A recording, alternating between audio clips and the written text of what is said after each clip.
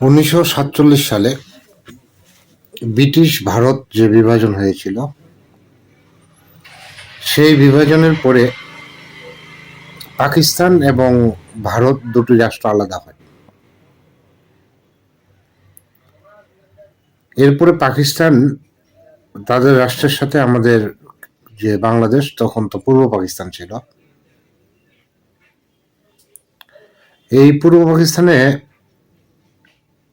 পাকিস্তানিরা তাদের যে মাতৃভাষা উর্দু সেটাকে আমাদের উপর চাপিয়ে দেওয়ার চেষ্টা করছিল, যার ফলশ্রুতিতে 1952 সালে ভাষা আন্দোলন হয়।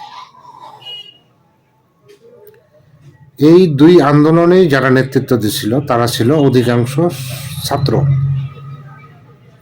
এবং যুব সমাজ, তৎকালীন যুব সমাজ।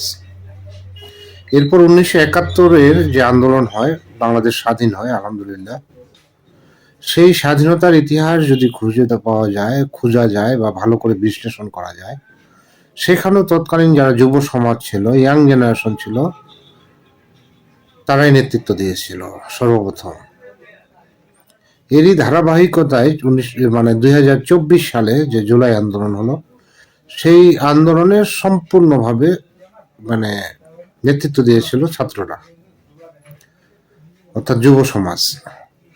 তো বর্তমান যারা সরকারের বা রাজনৈতিক দলের আছেন, তাদেরকে এই যুব সমাজের পালস বুঝে রাজনীতি করতে হবে এবং এই যুব সমাজকে অবশ্যই প্রাধান্য দিতে হবে, ছাত্র সমাজকে প্রাধান্য দিতে হবে।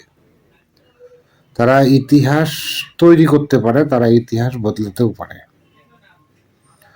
তো বর্তমান যদি আপনি এই যুব সমাজের পালস বোঝার চেষ্টা করেন, বর্তমান কিন্তু ম্যাক্সিমাম যুব সমাজের পালস হচ্ছে ভারত বিরোধী পালস, অর্থাৎ আমরা ভারতের তাবেদারির ভিতরে থাকতে চাই না।